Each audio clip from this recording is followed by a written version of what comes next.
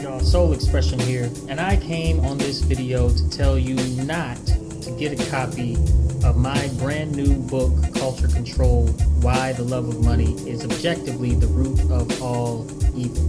Don't get a copy of this book. Do not get a copy if you are not serious about your freedom. If you are serious about your freedom, maybe consider getting a copy, or maybe a couple copies. Get one for you, get one that you can give away. And if you're not serious about your freedom, if you're not serious about breaking the generational curses and breaking the chains to ignorance and breaking your ties to routines that do not serve you and to foods and systems that do not serve you, then don't get a copy of this book. But if you are serious, you are sincere, and you are tired of this that I'm tired of, get yourself a couple copies and give one away. Hello, everybody. Hello, Derek.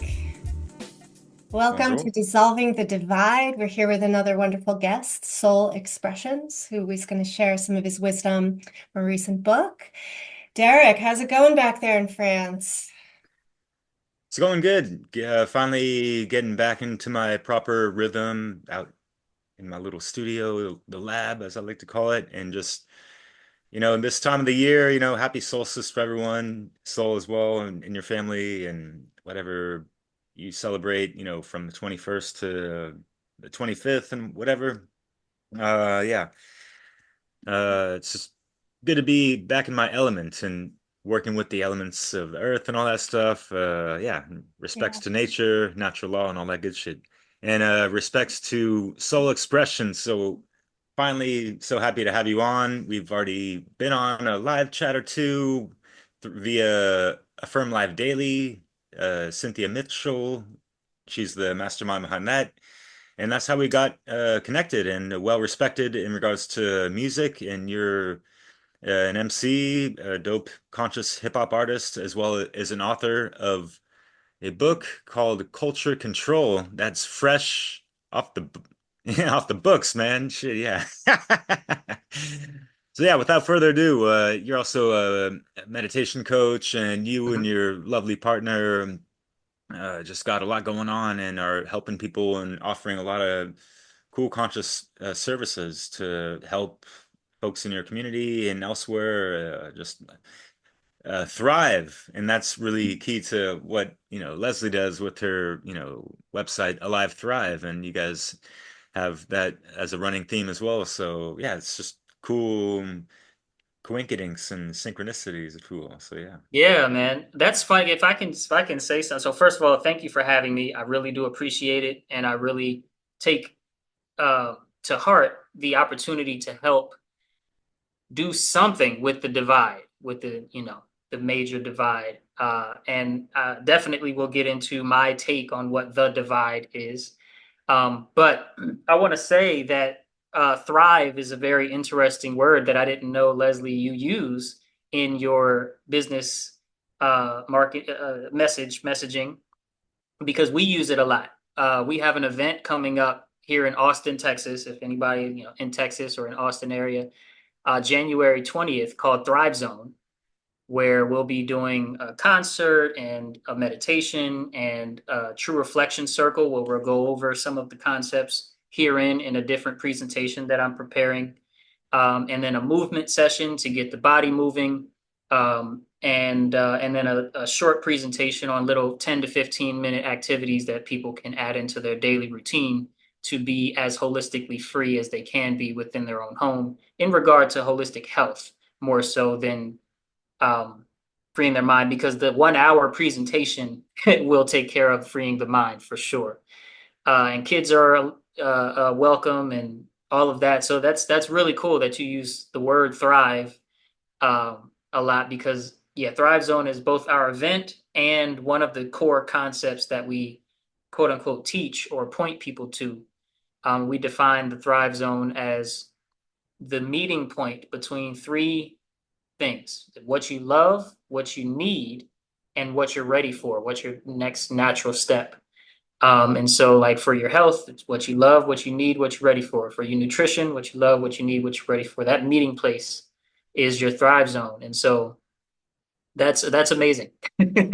Yeah, I think it's important to remind people that we're here to do more than just like survive, right? There's a potential of thriving that's available to us all. And if we can learn the keys to that, our life can be very full and rich. So, Yeah, and I think a lot of people may still, with all due respect to people, confuse thriving with feeling good in the moment, right?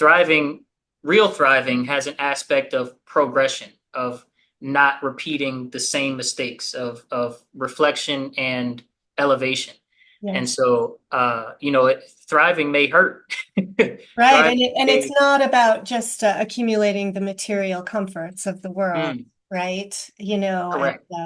kind of the American dream of, a formulaic growth into, financial or material wealth. So, yeah, I think that would be an interesting thread to weave through our talk today about what is real thriving and how that relates to this divide that we are hoping to dissolve to bring more, kind of cooperation and unity among us. So, yeah, Yeah, and so if you don't mind, I could segue into the thick of things a little bit. So we spoke about your great presentation you had on Cynthia's Affirm Life Daily Telegram live stream, and yeah, it was about cultural norms and culture control, tying in your book as well, and all these things. And it seems like the cultural norms are just, part of, the matrix system and all that stuff. And it's designed to not allow us to thrive really, properly, organically, spiritually, you know.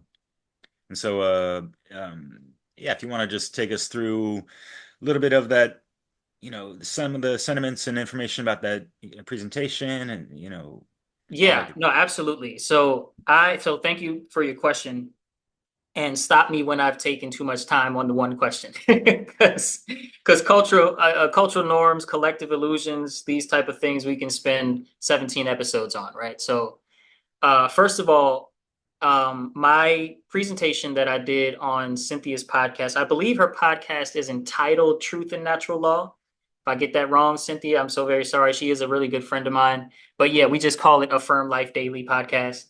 And I mainly was talking about the concept of collective illusions, and within that, the cultural norms that are born from collective illusions. Because cultural norms are not in and of themselves good, bad at all. They're very neutral, natural, and needed for a collective to be a collective, and collective to be moving anywhere. You need norms because that gives us a sense of predictability that we can then blend with randomness, a good healthy randomness. But collective illusions are a funny thing. And so I learned about collective illusions through a YouTube video put on by a man named Todd Rose.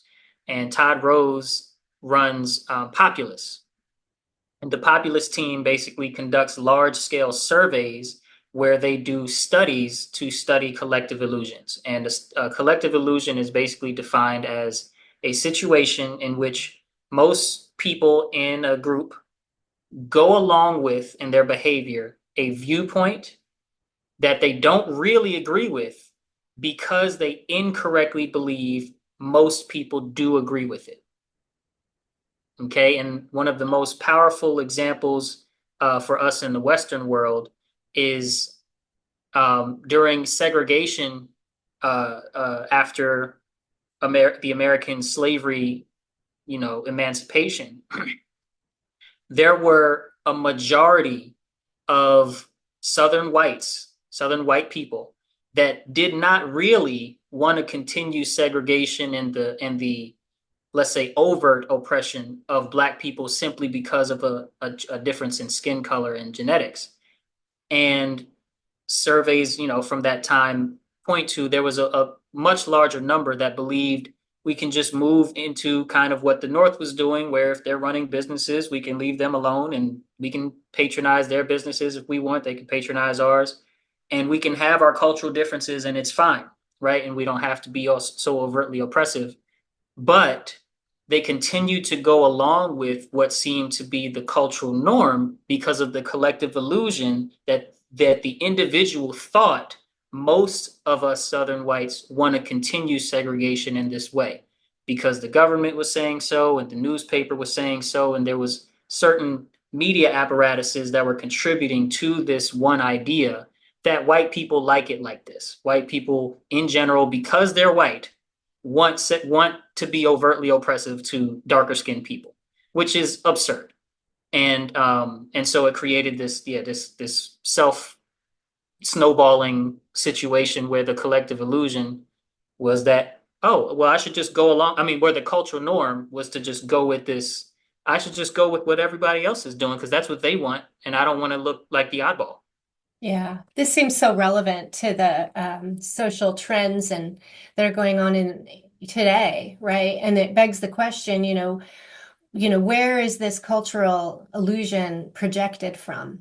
And where does it originate? Like, and how, and you mentioned media, right? So it seems to me without the media and the news, where would people get this image to hook onto, right? And that the danger of that and that whole like use of or abuse of media, right, to Mm-hmm. weigh a culture. Do you have any other thoughts on how these collective illusions are transmitted and perpetuated? Yeah, and definitely, number one is the media. So what the media is, because people have no idea how ancient media is, right? Um, Media is ancient scrolls. Media is somebody coming along and standing on a tree stump or some sort of elevated platform and reading to you the decree from the king and the decree from the queen.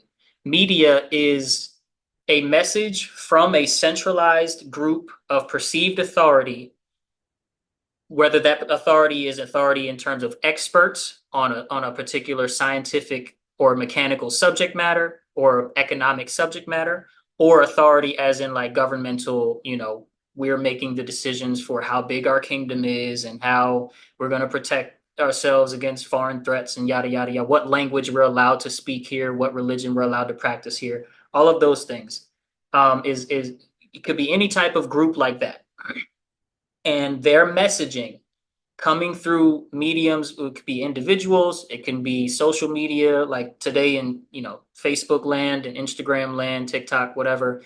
It can be the main TV channels where you get your news media. It could be the newspapers, and the most popular one I would think, right behind social media, is like movies and TV shows. And so this huge interconnected, and even I would say almost like now, right now in time, necessary uh, machine of messaging from different centralized groups, from experts and government and police and whatever, is the media. And it came in various different forms for thousands and thousands of years, perfecting and perfecting and perfecting and perfecting its methodology for being persuasive, right? And I don't know how deep we're going to get into the psychology of the human mind today, but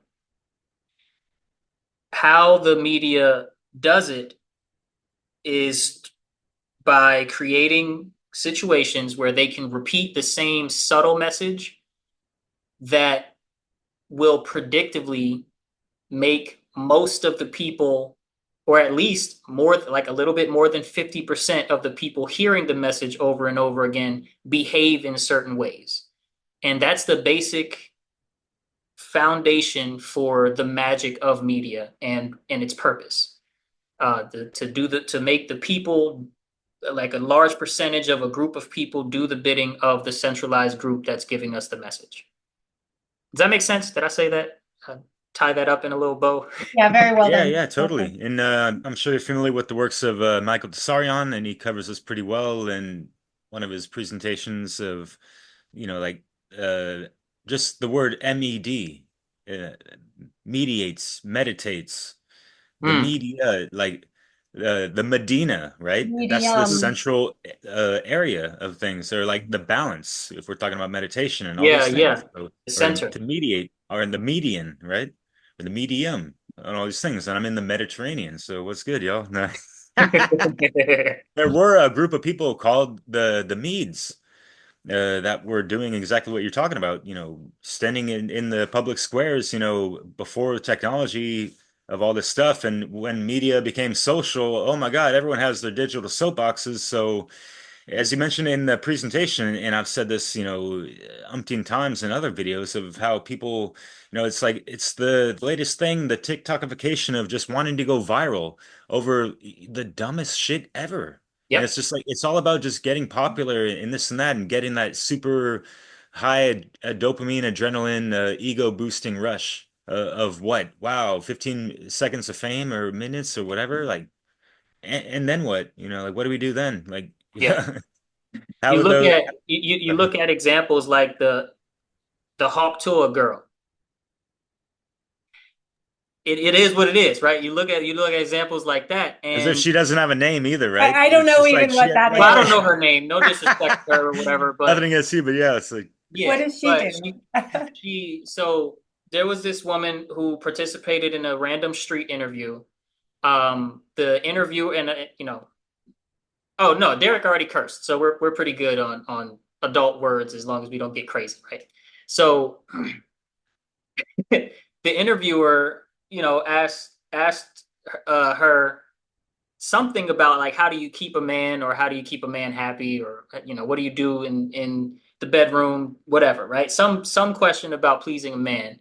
And she just responded with this, oh, you gotta hop to that thing, you know what I'm saying? And then walked off. And this clip goes, I think, near 1 billion views viral across different platforms. And she became known as the Hawk Tuah girl because she said Hawk Tuah and it was real, Southern twang and all of that. And so eventually she's on podcasts and she's selling merchandise and comes up with a Bitcoin, a digital currency coin, a meme coin. And right now she's, about to get in trouble because apparently she done stole some people's money or something like that with the meme coin, allegedly. But it shows that not only are we thirsty to capitalize on things like talking about sex on the internet, and then oh well, people like it, so I'm gonna capitalize on that. I'm gonna do what I can to become as big as I can, as fast as I can, and make as much as I can because even though I can immediately change the message and say, hey, guys, we shouldn't be focused on that, right? We should be focused on what we need to do as a human collective to better ourselves and to be more at peace, and harmony with the earth that we live on. But we want to capitalize on being famous and getting fortune, right? Fame and fortune as a part of a collective illusion that we think most people value fame and fortune when the real truth, when you ask, because there's two questions that come with studying collective illusions. You ask people, what do you think about something? And then you ask them, what do you think everybody else thinks? And I think you do that in reverse. You say, what do you think everybody will say? And then what do you think personally? One of those orders. And what most people think personally is what really holds value is connection and authenticity and integrity and honesty and love. Things that aren't hawk to that thing on public, platforms. That's so funny. Yeah, it's interesting as you're talking, and I'm thinking about this whole YouTube craze. Everybody wants to be a YouTuber. Another way of framing that might be people's desire to rebel against the 40-hour work week, that, Protestant work ethic kind of that, has been another cultural illusion that everybody just thinks that we need to bust our ass like every minute of the day to be happy, and get our dream. And I think that, some of the younger people are like, bullshit, let's find another way that doesn't have to be so hard. And, Mhm. that striving to be a successful YouTuber seems to be part of that dream, right?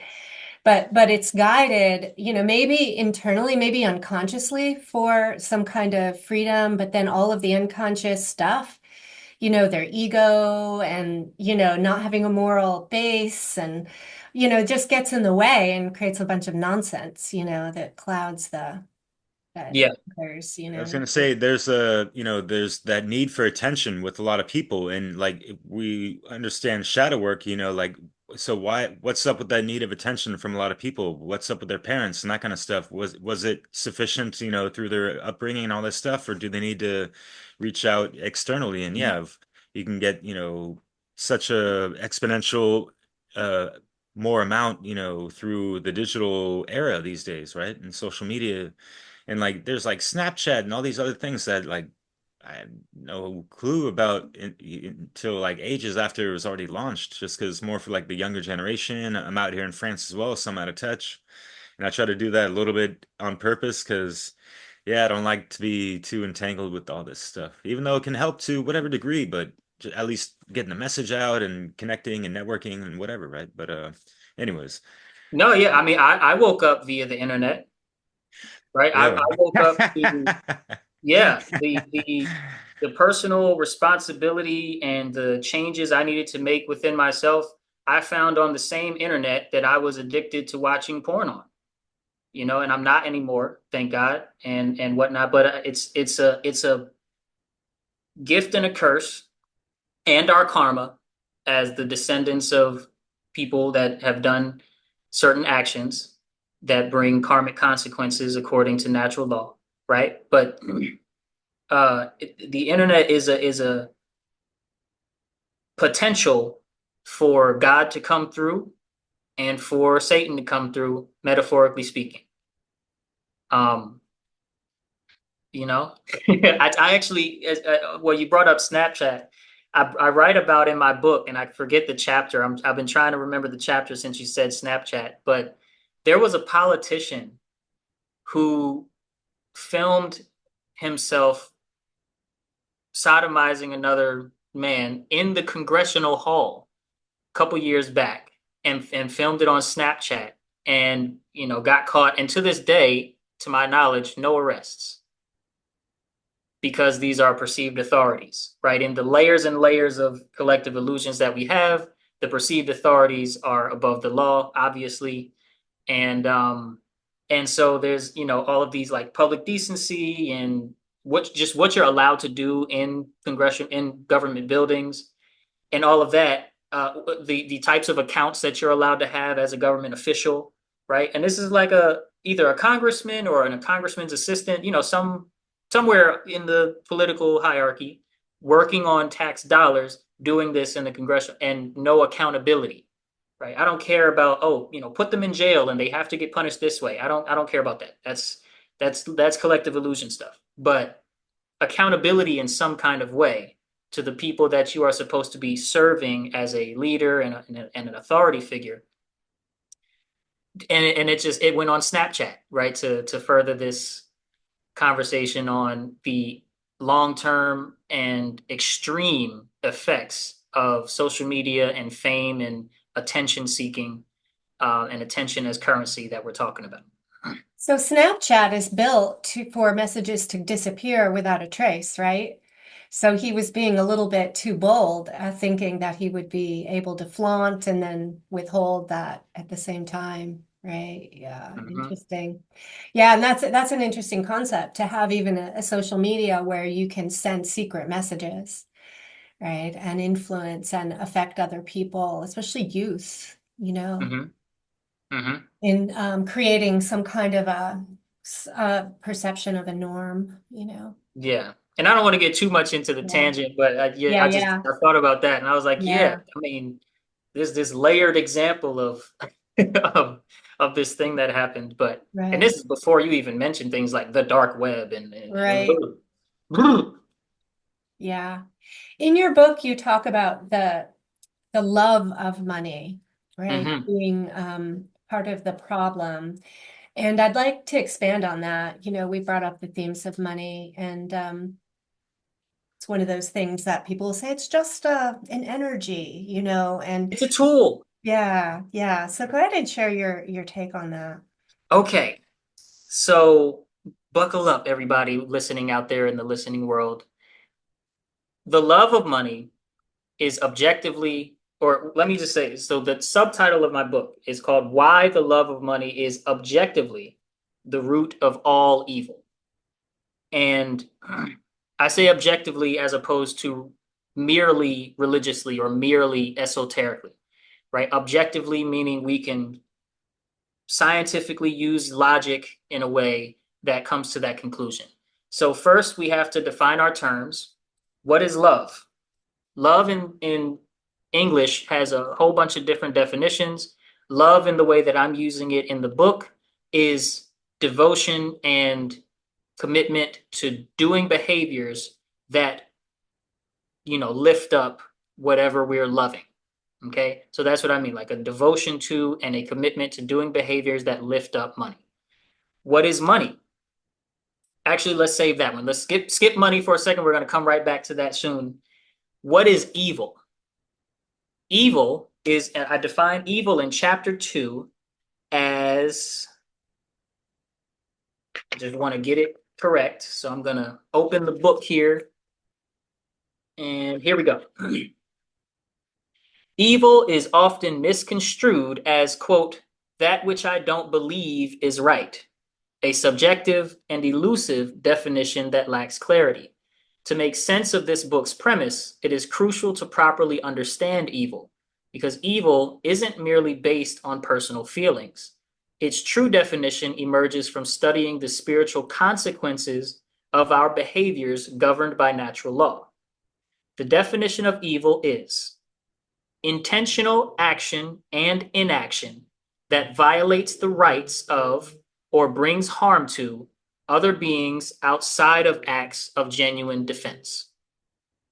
Okay, so that may sound like a mouthful, but basically, if you're doing something that brings harm to, loss to, or some sort of, unneeded dose of badness on their reputation to somebody other than yourself, or even yourself, you could say, okay, and they're innocent, you are doing evil. And so now let's define money.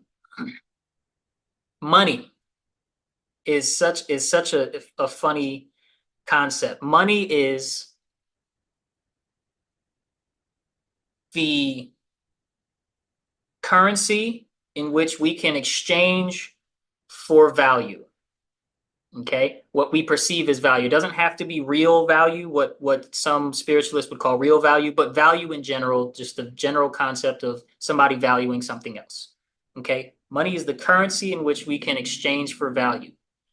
Now, how does money manifest in our real human experience? It manifests through another concept called monetary value.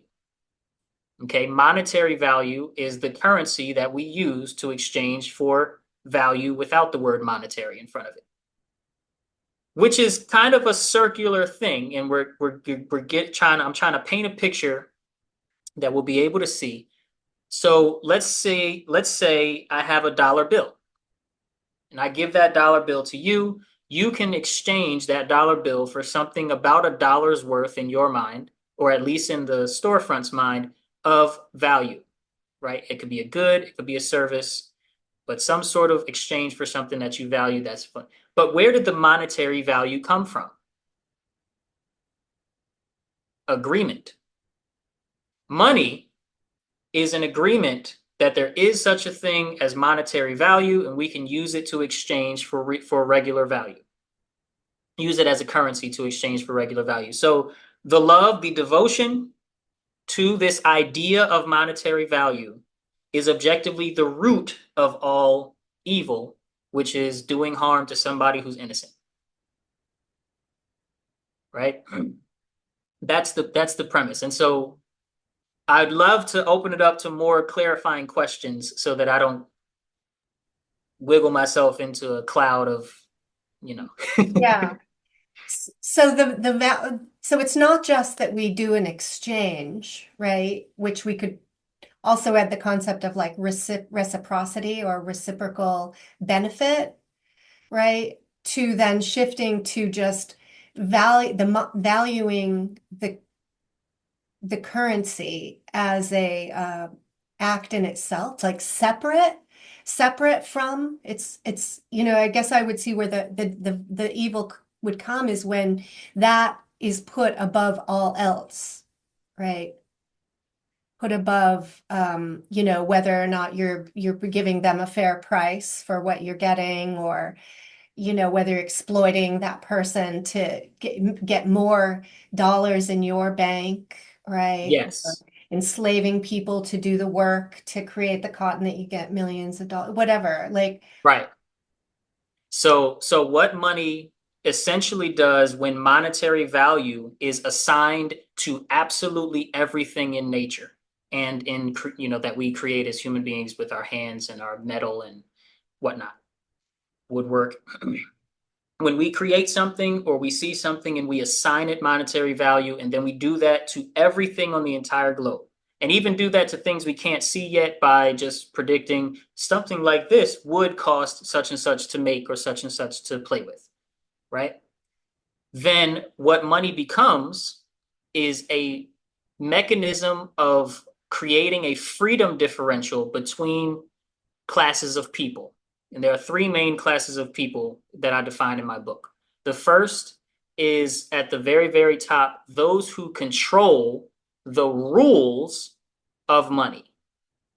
Those who control the rules of how monetary value is used, exchanged, defined, when you make variants of it, all of that. Okay, those who can define the rules of it are obviously above the game of it.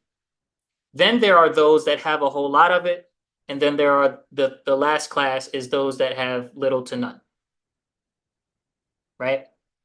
And I kind of mean outside of children because they don't really fit. So the three classes of people: those that really don't have any, those that have a whole lot, and those that don't merely have a lot but control its movement and definitions and all of the things that make it up. right. And by effect, also control the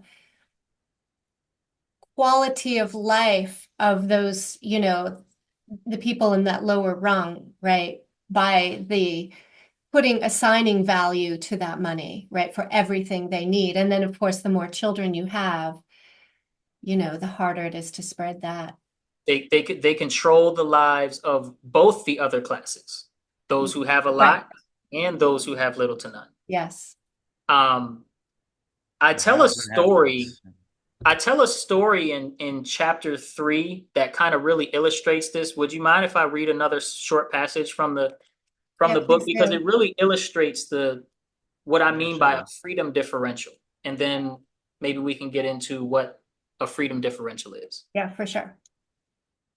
Uh, okay, boom. And then let me just find the where I tell the short story at. Here we go. Okay. Boom. Or is it one more? One more page this way. So first and foremost, a division exists between those with wealth and those regulated to the fringes of poverty. This divide determines their access to technology, food, travel, sex, knowledge, and adventure based solely on their financial standing, meaning not based on the good they contribute to the world or bad they contribute to the world. The belief system ingrained in a society built on money dictates that freedom is derived from the arbitrary estimated value of one's bank account, regardless of the wealthy individual's morality, work ethic, or positive contributions to society. After all, how you paid the bill is not the business of your travel agent.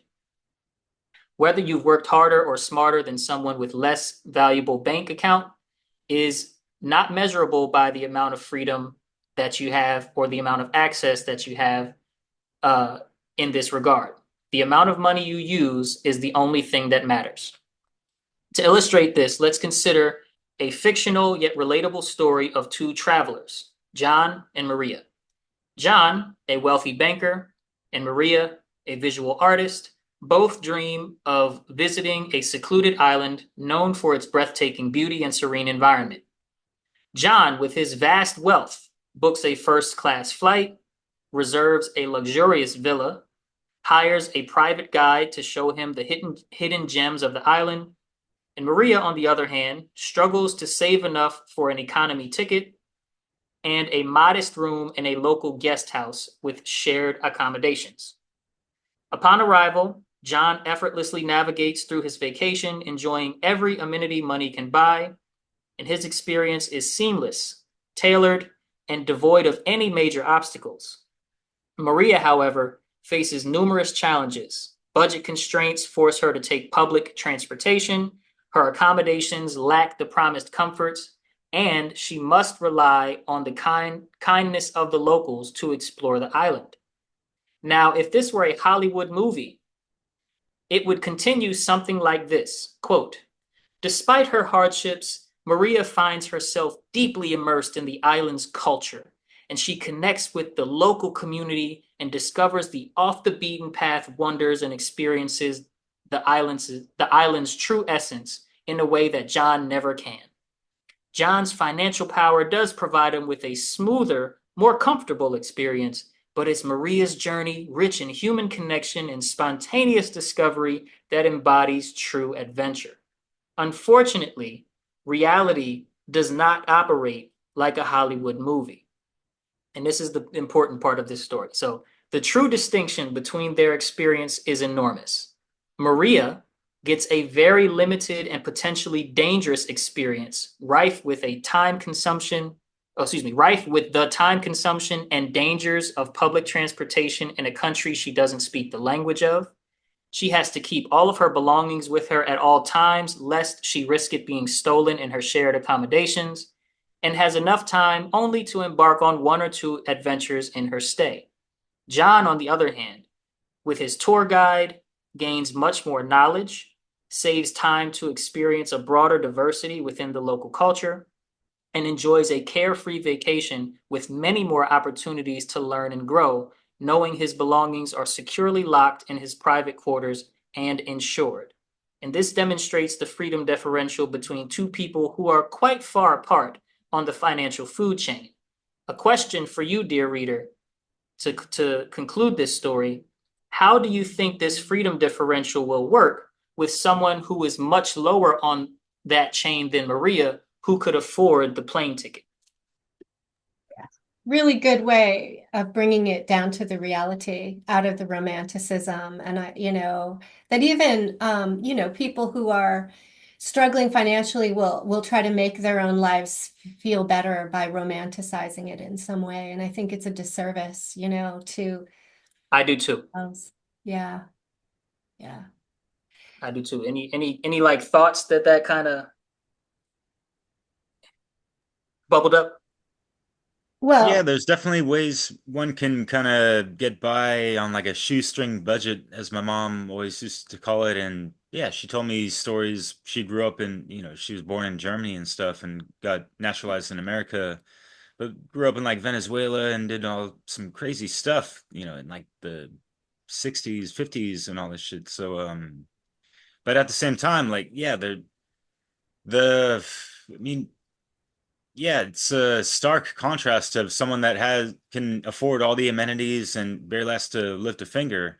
Whether, I mean, no matter how they obtain their money, and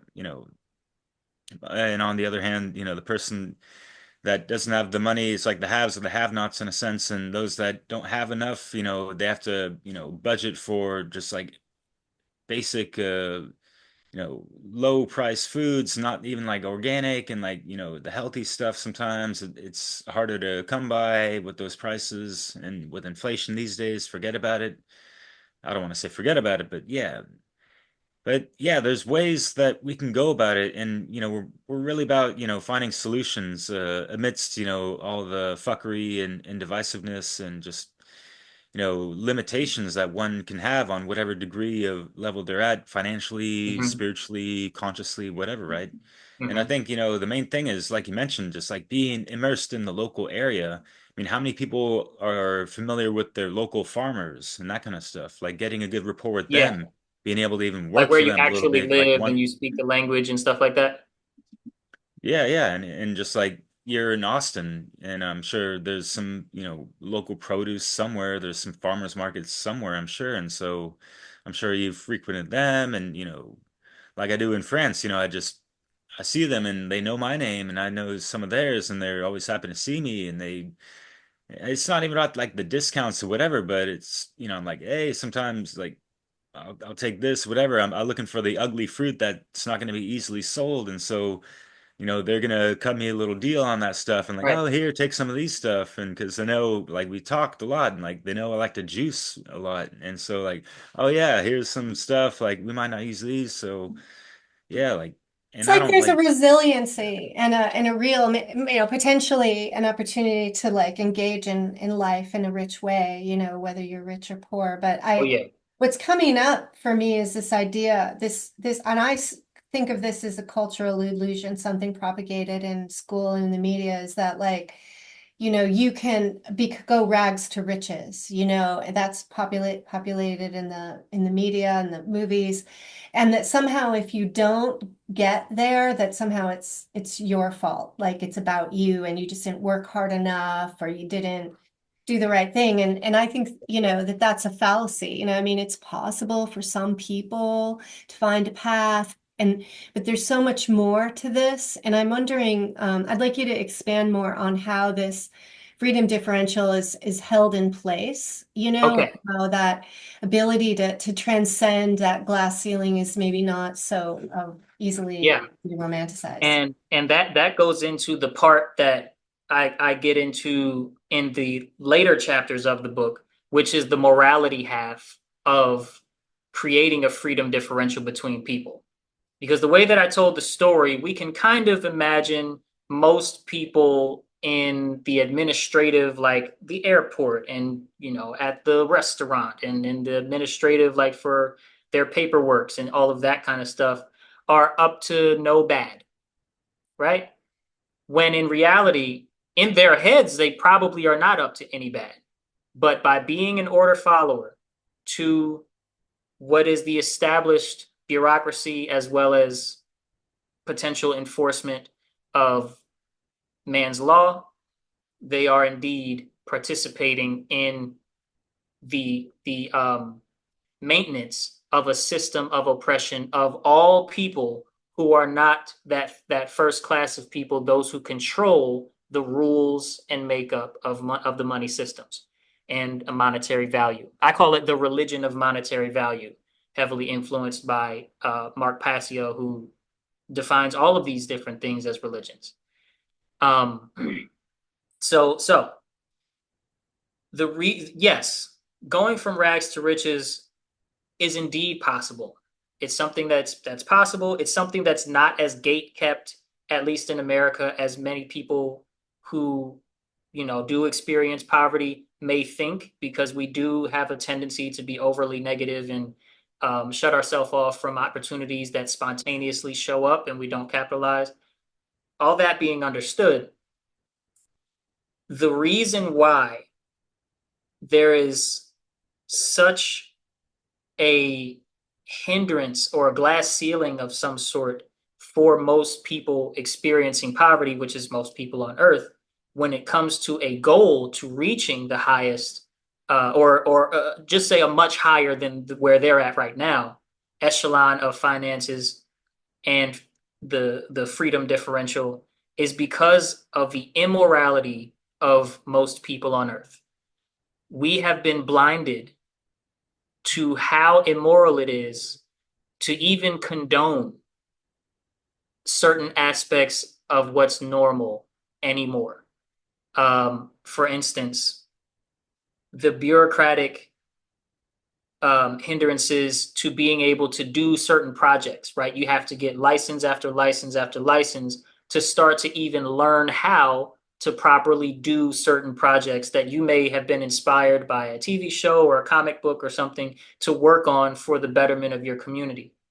There's that famous, I don't know if it's famous, but there's that, semi-popular video of Mark Passio's channel where the lemonade stand people get arrested, right? And learning how to do business and things like that without certain licenses. The bureaucracy of the Western world is criminal. And it's beyond insane how criminal it is and how quickly someone can trigger the force apparatus, the violence apparatus to come down, swoop down, and literally throw people in a cage for trying to make people smile or make their day better and get some some of that freedom access in return. Yeah, that's a great point. I mean, the layers of permits and licenses and fines and government approvals and is crazy, right? So, I'm living in Northern California, so the obvious example up here is the legalization of cannabis, You right? live in California? Yeah, Woo! and once that happened, people are like, oh yeah, legal's good. But then what does legal mean? Legal means the government swoops in and changes all the rules for every existing grower out there and making it impossible for most of them to even survive, to meet the criteria of their permitting and their blah, blah, blah. And so then they take the monopoly now on all of the grow and the prices and the quality and everything. And that the other farmers are out of business. So it's like Mhm. it happens at all levels. Like, if you want to sell a product out of your kitchen, oh, you got to meet the criteria for a home kitchen and blah, blah, blah. If you want a business, you got to get a license, you got to pay money and get a permit. And then you have to follow all these government regulations. So is that kind of what you're talking about? Yeah, there's that. There's the just the fact that you have on one hand, while you're growing up, do good in school, get your high school diploma. And then if you get a high school diploma and you want to start doing good for your community, now you're looked down upon. All you have is a high school diploma immediately, right at 17, 18 years old. And you're like, I have to do more school. Okay, well, let me go to more school. And then, the monetary value assigned to information, which is bonkers, is astronomical right now, at least in the United States, and I'm sure it's at least probably similar in the Europe. I don't know, Yeah. but it's crazy over here, right? Oh, Like you're kind of medium school, you're easily $100,000 in debt with a oh medium yeah. school. Yeah, and the licensing, the whole idea of, the worshiping of a college degree and the licensing aspect, which is a costly endeavor, and then all the, continuing education credits that are costing you and to get access to the most popular kind of promoted research-based programs can cost thousands of dollars out of your Oh own yeah. pocket just to get that credibility, right, of that certification. So there's so many layers that they got us. Um, and it keeps, and this is another thing in my field, which is, clinical social work, mental health. If I want to actually make a wage that I can live comfortably, I have to break out of anything that's not private. If I'm going to work to help people who are impoverished or struggling, I get automatically kind of there's a glass ceiling for me as a Yeah. helper as well. And for me to break out, I have to, in some ways, abandon the mission of helping the regular person. Hmm. There's a lot of interesting catch-22s here. And we're not taught anything about business or even encouraged at all in a college program. But it Hmm. also just leads to people, I think, falsely trusting people with degrees and Yeah, initials and let me to their can name. I can I riff on that just a little bit? Yeah.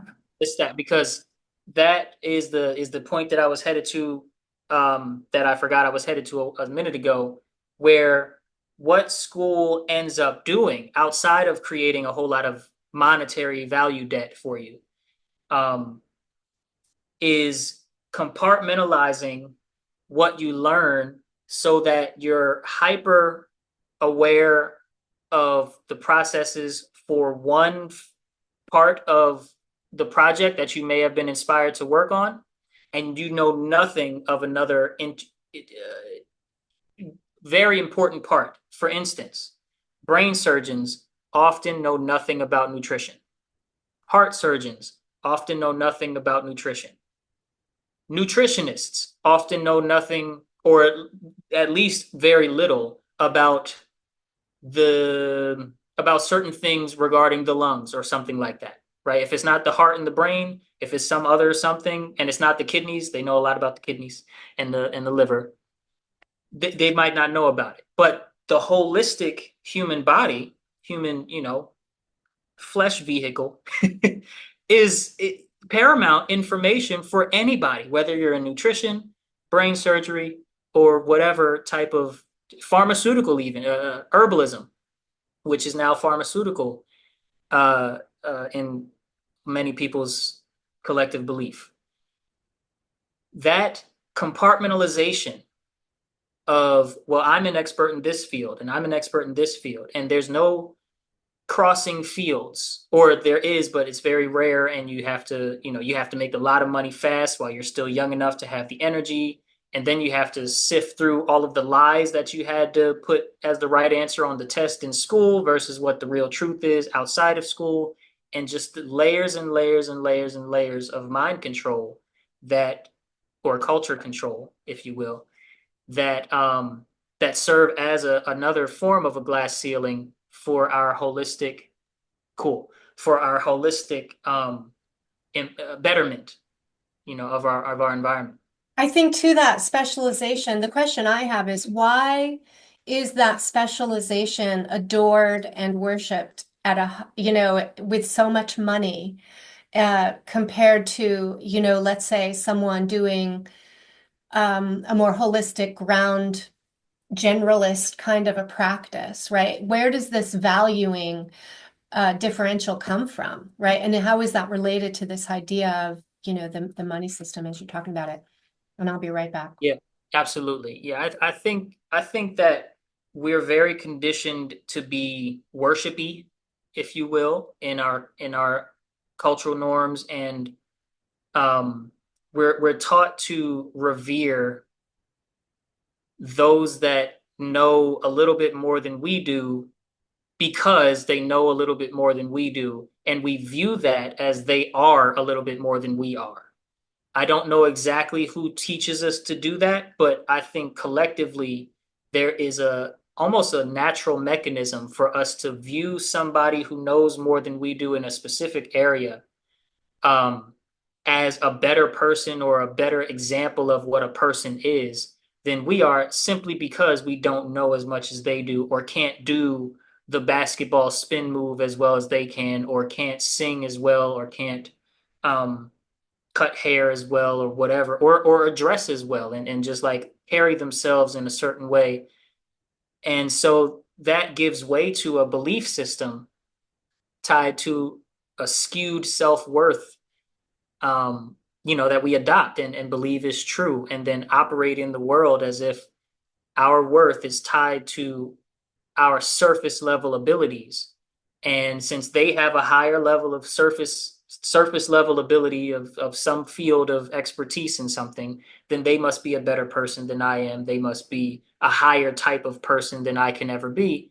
And it's just and that snowballs into the behaviors where, like you said, it becomes a worship. It becomes a worship service of anybody in a lab coat, anybody with an NBA basketball jersey, anybody with who's called an A-list actor or whatever. They, you look at something like the last presidential election where Donald Trump just won against Kamala Harris. They had all of the people that are supposed to be adored by the public come out and endorse the same candidate on the same talking points for about 3 months or so before they actually ran the polls, right? All of these people that are worshipped as entertainers, as high level, with that mechanism of, if they made it there, if they can sing like that, if they can play ball like that, if they can do medicine like that, then they must be a better person than me, right? Um, that the manipulators of the world lined them up and said, say this about this candidate, please. It's interesting. Yeah. And part of that is the creation of heroes, right? Within these different, The industries, people's whether champion, it's if you will.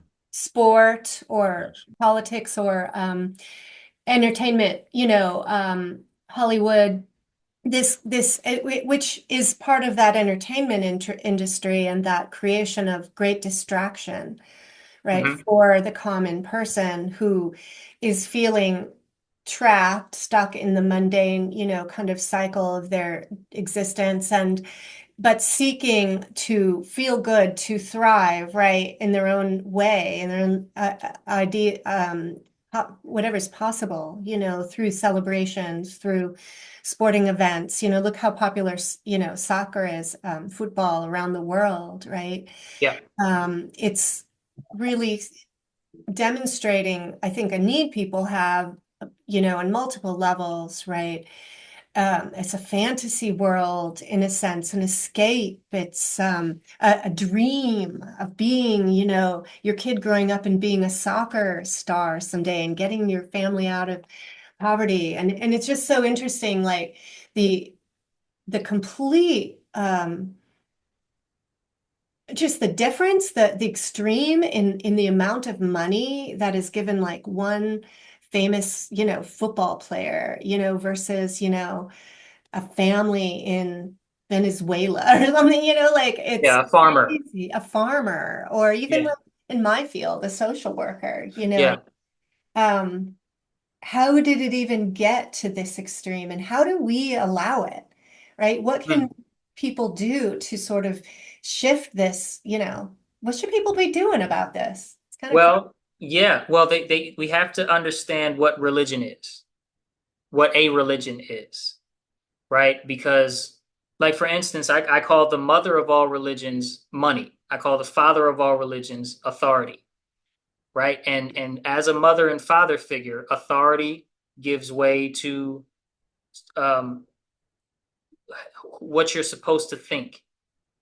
Mother gives way to how you're supposed to feel, right? And so if authority is ruling what you're supposed to think, and authority figures, meaning people who have been corrupted by absolute power, if you will, just as an analogy, people who have been corrupted by that power, who come with certain traits of the ends justify the means. So if I have to break a few eggs to make this omelet, and that looks like taking out a couple villages to make my land bigger, or more like today, bombing thousands of people at a time to fulfill a religious prophecy, right? Shout out to Bibi.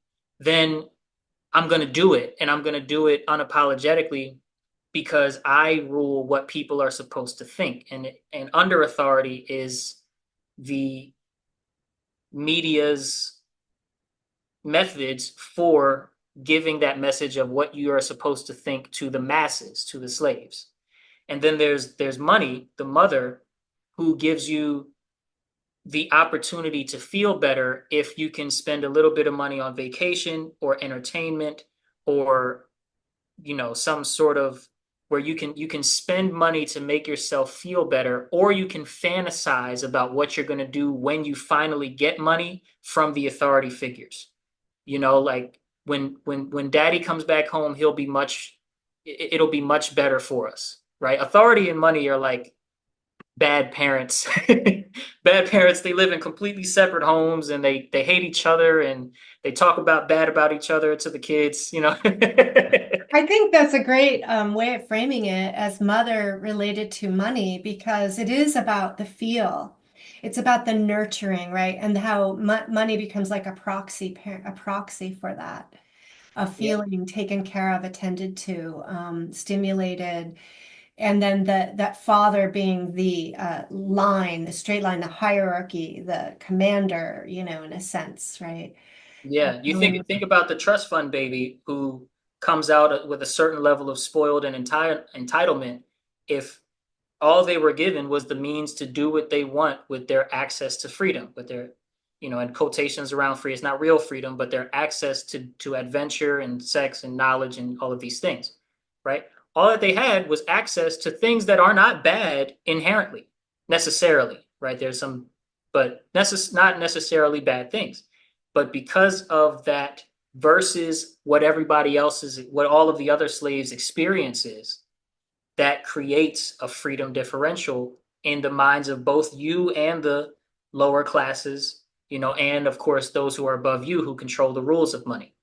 And then those who grow up in the super authoritative um, daddy side of things, they may grow up with a sense of discipline. They may grow up with a sense of, logic first and calculation and things, but also a sense of stepping on people to get what you need. If I want something, I don't work for it, I take it. If I, that type of thing. And that kind of dynamic, that dichotomy, if you will, Mark Passio puts it as master think versus slave think, or right brain imbalance for slave think, or left brain imbalance for master think, right? Rigid skepticism, moral relativism, all of these things fall into these different categories. Some of them fall into both because they take different forms. I digress. Those two categories of like at the extremes, you have super passivism and you have super authoritarianism. Um, are modes of behavior where we can see like we're the correct ones, and if everybody operated like us, then the world would eventually be better. And neither one are correct. It's almost like the carrot and the stick, almost, with the I was thinking about that. But yeah, like monetarily speaking, with the Manai and the motivations behind all these things. And yeah, the green language of yeah, the one eye is being blinded by the sight of the false color of green, if you will, in regards to money under the monetary system, especially. And yes, I'm thinking about just the play on words, think of like monoculture, and what if there was something outside of just a monetary system of like a polyetary system? I don't know, but Mm, like all that stuff aside, we all understand that, things are going to be still, controlled on draconian levels, whether it be Rothschild stuff or fractional reserve banking, whatever the hell. But yeah, the main thing that I've noticed is that money just motivates people to do anything, and it's kind of like when people go into like hardcore order following mentality or positions in job, is like, their moral compass is completely disoriented, and sometimes it's just thrown out the window on certain impulses because of the money motivator sticking on that theme, especially, right? So, and it's a shame, and it sucks that there's not a better system of the proper way of the law of Gebel, if you will, in regards to the rune systems, or in natural law. It's just like equal energy exchange, like a service for a service in whatever form of whatever. Like, if we're breaking things down, what is existence? It's like light, sound, frequency, energy, and all these things, right? Emotion, in energy in motion, right? right. So yeah. Yeah, and so where it all ties back to is the current state of morality in most people. And moral behavior, as I already touched on earlier, is behavior that um, expresses your freedom, does not hinder someone else's freedom or bring harm to an innocent. Uh, and and I would also say, and progresses society forward by way of the goal being one day perfect harmony with spiritual truth.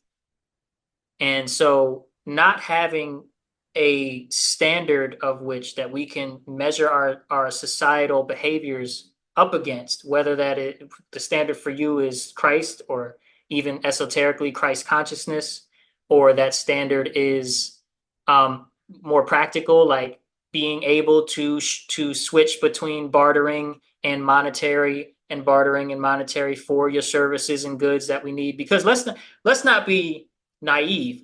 Hunter gatherer may not have had money, but it wasn't easy, right? It's not easy building a house, building, rearing children when there's like all of this freedom of behavior and they can really easily fall into certain mindsets. No, that's hard work, right? And so the goal being like a some sort of movement towards a greater toward, metaphorically speaking, towards a perfect harmony. We'll never reach that, but a perfect harmony with spiritual truth as human beings. And that's between us and each other, as well as us and the animal kingdom, us and the trees and the dirt, us and the earth, whatever us. Um, Yeah, I like this. So this current state we're in sort of gives us a value on our currency, right? And this having a moral foundation is really vital to navigate, through the maze of life, right? And stay in a place of abundance and also, the need to have care there as your guide is so important because of all the choices along the way and the temptations. So, we have the moral foundation, this sort of framework that kind of I think of as like bumpers on the bowling, lane, and then we have, the emotional, the feminine aspect of sensation and pleasure and emotion, but also that being there being a nurturing and a care and a love that that is sort of guided by those framework, right, of natural law, of morality. And so I think part of the downfall for majority of people in our world today is that they haven't had a healthy mothering and a healthy fathering, right? That our ancestors have been put through the ringer and are really very depleted and vacant from those basic understandings in a yeah. sense, and we've created a false nurture and a false system of discipline based on a hierarchical authority-based system and nurture based on food and gifts and um, you know Although I do not mind being nurtured by food, I will yeah, say. food is one of those that I think is, but then It gets murky. The waters get murky. it gets kind of hijacked in the world of fast food and overeating and trying to seek your relational needs through food, through a Yeah. proxy. No, we're You fatter know, than ever. It's crazy. yeah, in so many ways, it's like, but if we can come back to, okay, what are my needs for the maternal? What are my needs for the paternal? How do I create that internally, right? And have a path, to follow that will help keep in perspective all these temptations that money can buy, so we aren't living with a love of money but so much a love for, each other and for life itself, right? Yeah. And that touches on kind of the sad reality, which is that the love of money is the surface symptom, right? I called my book that also partially because it's an eye catcher. But behind the love of money is a love of perversion or a love of inversion if you know something about the occult. And I'm gonna bring this to a quote that I just remembered I saw, and I saw it immediately, took a screenshot of it because it speaks to our relationship to things like entertainment and the media, and how we kind of open this conversation up with some very spicy topics, like the congressman or whatever, um, that help twist our sense of what really is moral, what really is aligned with spirit, what really is aligned with love and care, right? And truth. So it's about how laughter takes part in our relationship to these things. It says laughter is the seed that enables confusion to take root. more often than not, it introduces these sexual perversions, which individuals come to participate in and then develop a defensive appreciation of. Laughter makes the heart grow fonder of things that otherwise are not funny. And Western media is acutely aware that if you can get people to laugh at a perversion, they will eventually embrace it and or accept it for themselves. And now this isn't talking about laughter in and of itself, right? Obviously, laughter is medicine, laughter is great. But if you can make the public keep nodding to inverted concepts and perverted concepts, whether they're sexually based or not, but just perverted in terms of caring for yourself and caring for others, treating yourself and treating others with integrity and dignity, being honest with your words and your actions and behaviors and promises, whether they are to yourself or others. Perversion of that, if you can get people to laugh at being deceitful, if you can get people to laugh at being just way over the top with, you know, emotional abuse of people for your own personal gain. If you can get people to laugh at climbing the corporate ladder by way of deceit, different forms of deceit, then you can get people to accept that those things are just a part of the world we live in, always will be, have to be, and that's the stuff that makes us, you know, be able to live with air conditioning and be able to live comfortably. And it's like, no, no, the air conditioning could have been there without the deceit. You know, but there's that kind of dynamic at play as well. Yeah, and if you don't mind, I got to throw in, going back to the Hawk Tuohy stuff and just the what I've noticed, it's the TikTok talkification again, but no, I'm just talking about like memes. I saw Mhm. way too many memes. Just like almost every day on Facebook, there's gonna be a dozen of these fucking things, and we're just gonna laugh it up and this and that. But it's not just that. It's just like any little fucking thing, whether it be a psyop or a truth or whatever the fuck. There's just, inundation of meme after meme on any fucking thing. And let's just laugh it up while we're, having to Right, pay more money for everything and losing more rights and all this stuff. What the fuck are we fucking doing? right. Like it's just like infotainment bullshit, It's like, haha, that, like the elites are getting away with that, but I know about it, so it's funny and this and that. It's like, it's still fuckery. Like what, like, Yeah. but I get the whole, laughing off some of the stressful bullshit, but you see patterns of people. It's like that's all the fuck they focus on. It's like Yeah, Well, I think there's also, priorities, we but talk about we think like, oh, the dark occultists are really mocking us, the occult mockery, and that they're laughing their asses off watching us, just do what we're told. And I think there's truth in that, right? This idea of seeing other people as not really human, right? Not as being not good as me, the objectification of people as objects that serve a purpose, that make you money, that do your bidding, but they don't have real value. And if we go back, what is the mindset that can justify any level of slavery? Is that this idea that they're not really the same as I am. I am good, I am yeah, human, I am whatever, right? I'm worthy, and these people are not. They're less than. They're not yeah. human.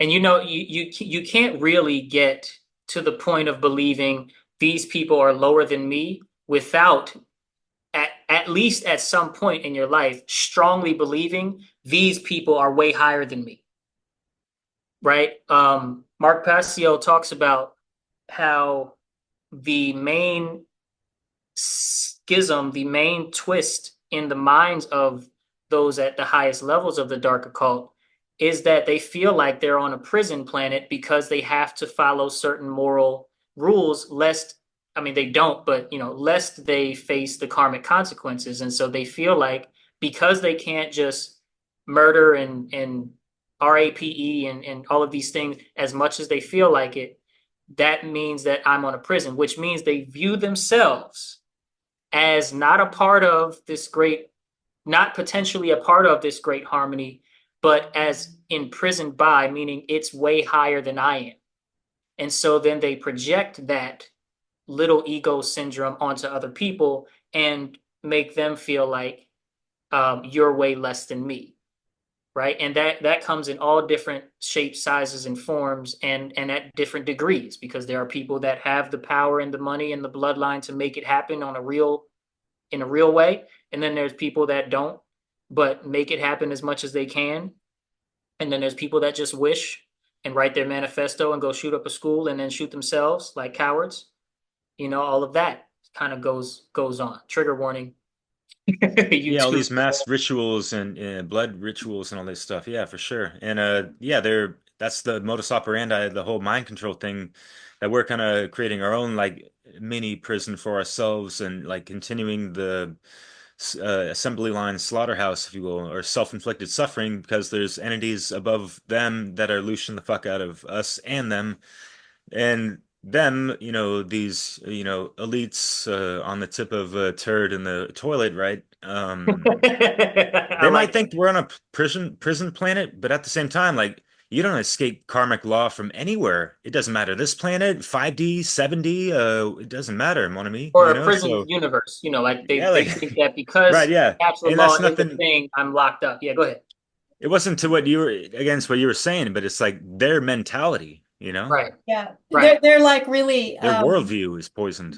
yeah, Yeah. and trying to trick. It's almost like a game. They're trying to, trick the rules, take the rule book and set it up so they get the least amount of a direct karmic consequence, and that's the idea of having military and police and, medical kind of be the actors on the stage that are doing this direct action of tyranny, holding the tyranny. Yep. And, it strikes me too, about this rolling downhill, right? Hmm. If there's some kind of a universal law, and then maybe even cosmic gangsters, Yep. and then, we have these elites who are really, trying to they're contained by something higher than them, but they don't like that. So then they're going to manipulate the losers under them. And then what do? We have this, I think about the factory farming and the way that animals are abused, for science, for food, the killing and torturing and manipulation and seeing, like animals as unworthy, less worthy, right? And it's another example of how this shit's rolling downhill on some level, It's right? like Where the we trickle are, down law correspondence, right? yeah, Yeah, and as a whole in society, we're not that's all you said too. really holding that sacred spiritual understanding of all of life, right? And how we're treating each other and animals. Yeah. No, absolutely. You triggered a thought too when I was when you were going through the kind of hierarchy. You said, like there's the responsible party of the creation, right? The source of all things and all time and whatnot. Then there's natural law, the way in which the creation, the governing spiritual law of the creation itself. Then there's like entities that have a crazy high level of power but don't have bodies, which definitely I'm a believer in, if you will. But I feel like I know that that's true. But whatever. There's that, and then there's the elites that appeal to some of the darker forces, and some elites that appeal to the higher forces. And then there's us at the under all of these layers of control. And so cool. So what that thought triggered was the categories that we fall into are either free, like the freedom crew or the slave crew. Most people unfortunately are over here in the slave crew, and so few people in the freedom crew intuitively know how to tackle that dichotomy, because the freedom crew cares about all people, Not that we feel super duper compassionate for those that are responsible for like really, really, really bad things, but we do care that they are a part of the equation and we don't leave them out of the equation. And of course, our fellow human beings stuck in the slave crew, we have so much care for them that we lack the some of the cold and calculated drive to recognize that for right now, some of the strategy may look like we're treating them as an enemy. We're treating the slave class that are in the same boat as we are as an enemy for a moment as we combat the lies that they hold dear by teaching their children against their will something true and something aligned with harmony. I would love to just keep talking, but I do want to take a quick little Yeah, yeah, go like ahead. Go ahead, and we'll pause we'll edit it out.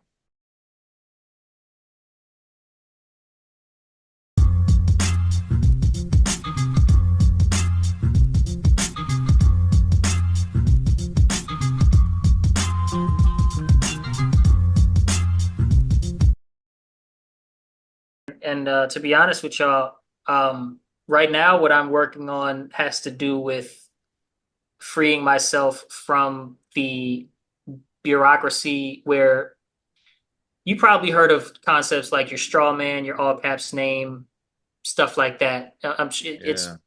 It's pretty well known that how they structure the violence apparatus does largely have to do with rules that they have to make us consent to.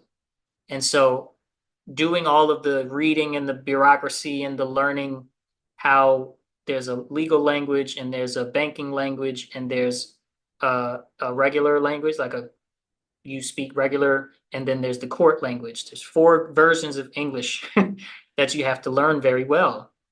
And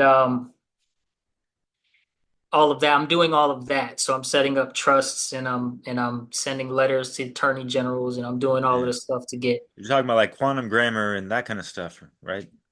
Well, Well, you have to be versed in certain terminology that whether it's police that you're dealing with, like you got to speak to police a certain way that's different from how you Yeah, speak you're to the talking about bank. four different languages. I was just trying to Yeah. learn one, but I no, I don't know. It's just like the bank.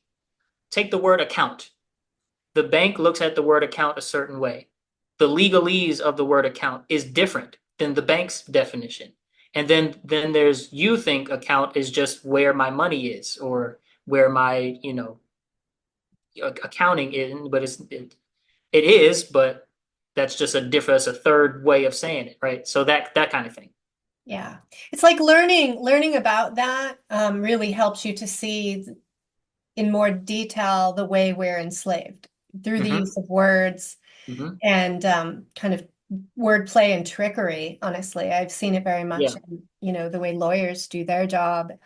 And it's hard work, but also it shows you how they made themselves back doors to be able to get out of it, and that they didn't close the back door. They just made the hallway so windy and Yeah, so many fake back doors, and you'll get yeah, arrested if you go through one of the fake back doors. But if you go through the real back door, then the IRS becomes your friend, the court system becomes your friend, the money system becomes your friend. All of these things become your friend, but now you have to give back and you got to tell the public, and then that's when they take you out. So right. it's like, it's a vicious little cycle, but I got to get free because I got a daughter and a wife and Yeah. I care think about. you're bringing up a way that connects to this idea of the elites, and the way that they are kind of using this knowledge, right? This awareness of the systems, the language, the back doors, knowing where they are to gain an advantage, right? Yes. For their own lives, to continue to be always one up or 10 up, 1,000 up, whatever, and keep this divide, this class divide. And so, yeah, by learning about it, it can help to even up the table a bit. Yes. Yes. There's a quote in my book that I think ties into this moment right now. It's the first words after chapter 9 starts. Chapter 9, how we are fooled, why we are wrong. It says, quote, I can fool you because you're human. You have a wonderful human mind that works no different from my human mind. Usually, when we're fooled, the mind hasn't made a mistake. It's come to the wrong conclusion for the right reasons.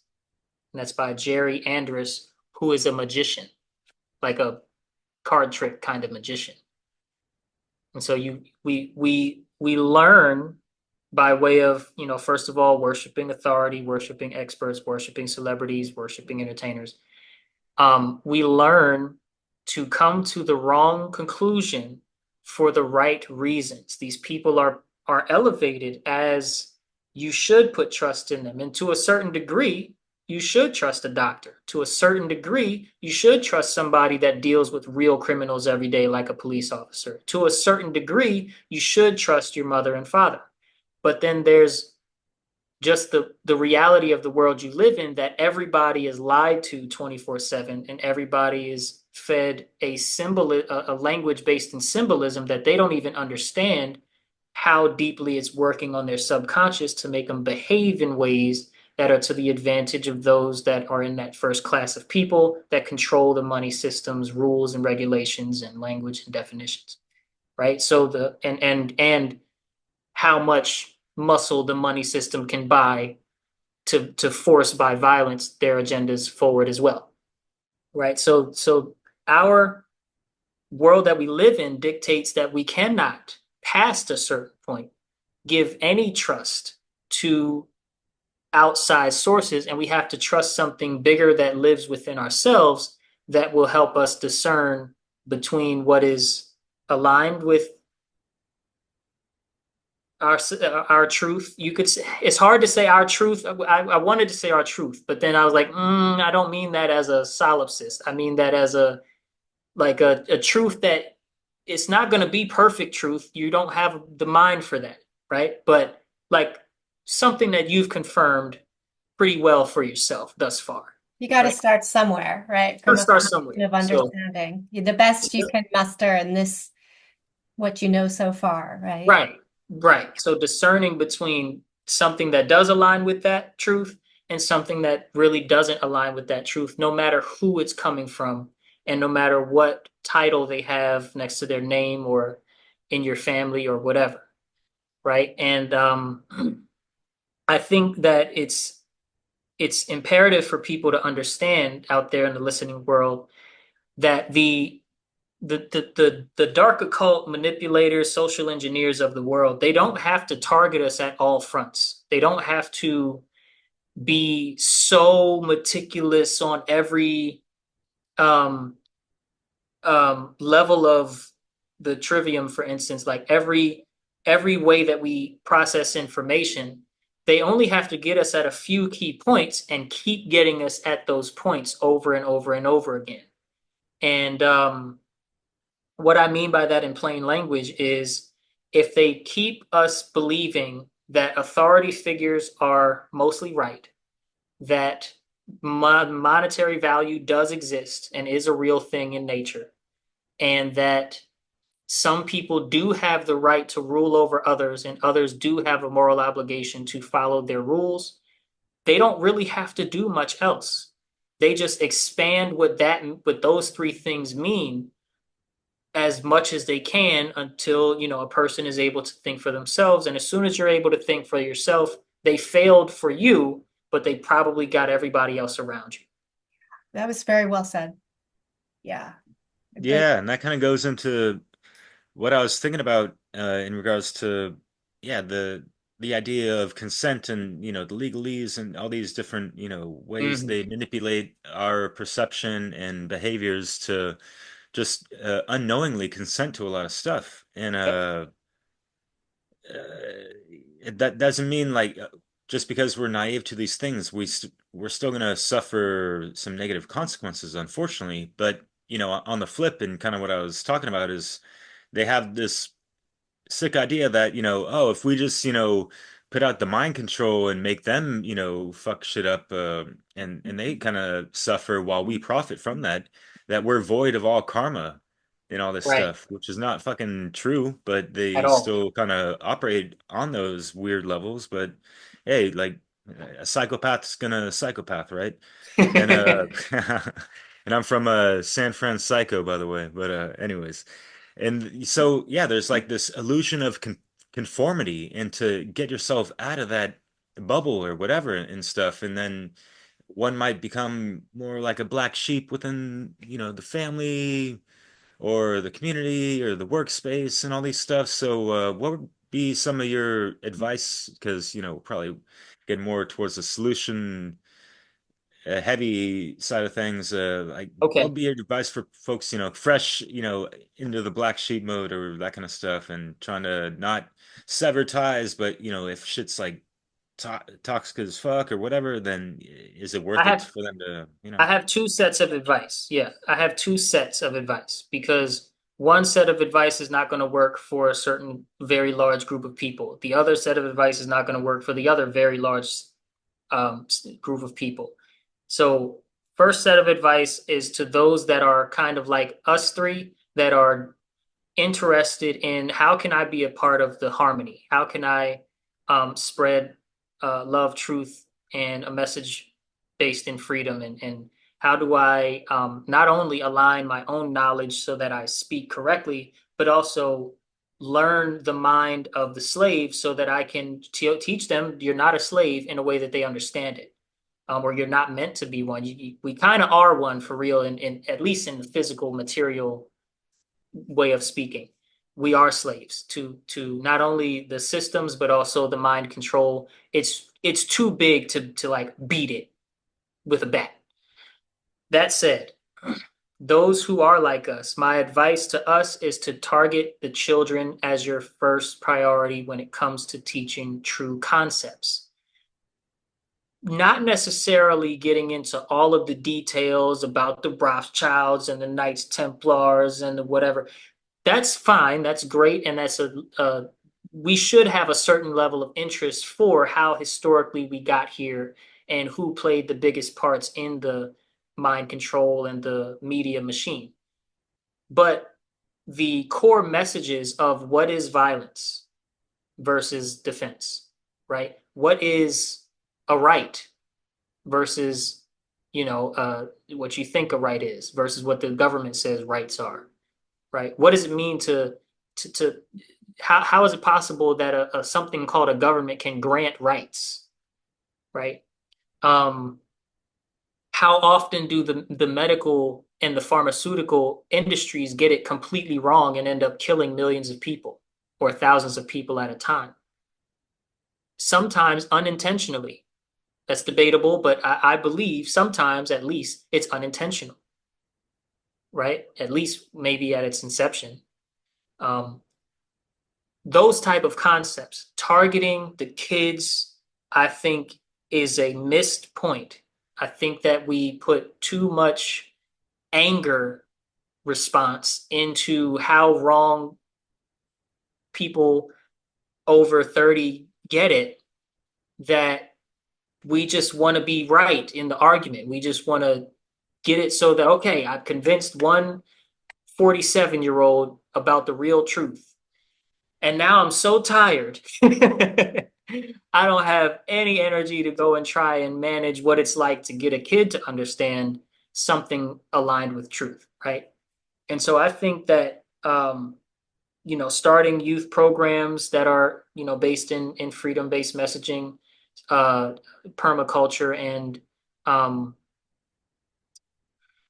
not like anarchism, but something akin to anarchism for kids, right? Something that's relevant for kids. I don't have to. Voluntarism, if you will. That's more palatable. Thank you. Yeah. Voluntarism. So youth programs for that kind of stuff are amazing. Even physical activity, but like, the facilitator of the jumping rope is also going to be teaching natural law, right? To the kids' level of understanding and Like grading. cooperative games, the whole concept of that kind of in that form of therapy, in with children was around learning to solve problems Yeah, from the standpoint of cooperation and maintaining the safety for all, right? yeah. That's You not can, taught in mainstream. right. You can even infiltrate church groups and things with a good heart, but understanding there's some things that are going to go against, like for instance, Romans 13 that says if they're government, then I, God, gave them the power to be government, so you better listen to government. That's Romans 13. That's wrong. God didn't say that. God ain't never said that. Okay, whoever wrote that was on some bullshit. All due respect to my Christian Yeah, brethren. yeah, yeah, yeah. But Say it like it is. yeah, but that main point I think is missed. I think that we're very focused on giving the high level presentations with the level of detail that kids won't be interested in, presenting it in a way that kids won't find fun and interesting and exciting, and not doing enough to further the cause of the generational change that can happen, even though in our presentation we talk about how much the evildoers target the children. I digress. That's my advice for people like us who are already in the fight. And let me pause just for a moment because it's reminding me of the statement, concept is king. And props to Mark Passio again, because he's drilled this home to me in his How to Be the True Media course, where he starts out every single class with the list of concepts that he wants to drill in our heads, to be able to solve problems, so we're not, like he wants us to be like platform agnostics, right? Which is this idea that you don't overly attach to a dogma or a particular way that one particular operating system runs, and that, you can apply that to all aspects of life. It's like, what are these concepts? And I think of them as principles. So that, when I think of how we're going to teach children, it really should be conceptually and through principles, and that's the Stories. structure, stories, the foundation of how do you, create a moral framework, in your way of living. How do you solve problems through the idea of concepts?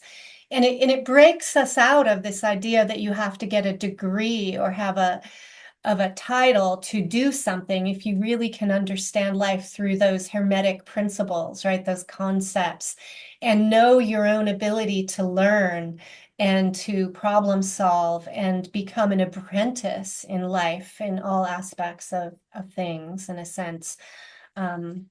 It's like breaking. I think kids really need to recognize their actual value. And I think how we treat children is vital. Are we just like shoving them off to a babysitter so we can do the important stuff, making money, right? Or things like that. Yes. Yes, 1,000,000,000%. Concept is king. And that actually segues perfectly into my advice for those who may come across this episode or this podcast and are just now waking up, right? Or just dipping their toe in, or maybe in their first year or something like that into waking up to this type of knowledge. Um, my advice for you is different. I do not want you, respectfully, to target children with your message and with your programs just yet. I want you to do that later. My advice to people who are just kind of now waking up, and I would say within your first 3 or 5 years of waking up, okay? All due respect to however much I know with the internet and with YouTube and videos, it can feel like you really understand a whole lot really fast. You don't. Trust me, bro. I'm a doctor. Um, you don't understand it yet. But my advice to you is to as much as you can, bring people on your journey of waking up with you, or find people that want to bring you on their journey of waking up with them, as long as you keep that discernment high and you don't fall into, some sort of dark cult, stuff like that. There are traps out there, but most people who are interested in, you know, the culture control that we are under and breaking free from it are not going to lead you into a trap. Not from my own personal experience. I'm about 15 years or so in the game. I'm sure Derek and Leslie are much further than I am in the game, and so there's we I can attest personally that at least if they're talking about things like breaking free from the vast amounts of mind control and entertainment control and food control and like your lotions and makeup and perfumes control and all of that and breaking free from that, you can join them in the because they're just going to be sharing information. They're not going to be like, oh yeah, and come for Ritual Thursdays. Be wary of the Ritual Thursdays, okay? But yeah, consume with discernment with somebody that you can either grow a great friendship with or you can bring your actual friend along with you. Because if you don't have anybody that you can process this shit with and get wrong with, right? Get it wrong with somebody and then both wake up to the, oh, I see where I still was hanging on to this old thing and be able to, then this is you might make it more difficult than it needs to be. It is the road less traveled, but it doesn't mean nobody's on it. And so my advice to people that are just now kind of waking up, I'd say before about 4 or 5 years into the game, into the under like assimilation and where you're acting from a place aligned with truth, um, bring somebody on the team with you or join a team that's really interested in this stuff. It could even be like a book club, right? But as long as the information and your intentions, your in what you're holding on to, tension, okay, is aligned with getting truth and solutions for breaking free. Amen. Yeah. Yeah, brother. Yeah. Yeah, and part of the, discernment, it is key, and there's components to it, kind of like understanding and observing confirmation bias. And yeah, definitely holding our minds and hearts open to the fact like, yeah, we could be wrong, and I'm still holding those doors open for sure. And yeah, so like with the confirmation bias, it just seems like people get hung up on certain things, or they're, if you picture, going up a mountain of a specific subject or awareness, and they're pitching a tent kind of halfway or whatever, and they're like, yeah, this is the spot right here. I see there's some other stuff over there, but that's none of my business because yeah, I feel like I got that confirmation, and other people have talked about it. So no need to necessarily look further. And then when people might bring it up, there's like an argument and things get shut off, unfortunately. And it's just so easy nowadays in social media to just ignore comments or like immediately block people as well. I see that unfortunately a little too often. Maybe not too often, but maybe I'm on Facebook too often. They That's already blocked yeah. you, bro. That's why you don't see it no more. They blocked you already. Right. People get very in the weeds, on topics, which is both an inroad to discovering kind of what's going on in the world, but it can also be a trap, if you stay in those weeds. And so I think there's like this process of toggling between sort of going in and looking with the fine-tooth comb at the immorality and the corruption and the problems so that you kind of wake up to the fact that things aren't the way you thought they were. But then backing up and looking at the patterns, the larger patterns. And that's where I feel like looking at concepts and principles is your way to get through the mire, to work your way through the weeds of all this information out there and trying to figure out what's right and wrong or what's true and not true. Well, ultimately, you don't need to stay, in the details of like looking at every court report or whatever it is you're seeking, you're seeking your knowledge. But look at the concepts of right or wrong, a violation of rights, the principles of freedom. Um, then you're going to get a clearer kind of snapshot of where to go. And I would also add to that to value objectivity with concepts, right? Not all concepts are going to be so tangible and so concrete that you can point to them and, you know, stuff like that. But valuing the objective, how it relates to your life and your behavior and the behavior of society that you live in, objectivity about these concepts, right? Or principles, as Leslie puts it. Principles is a beautiful word because it means first things. And so when people say first things first, you put the principles first. You put principles first things, the foundation ahead of the tall building. Okay, because if you put the tall building with no foundation, the building is going to collapse.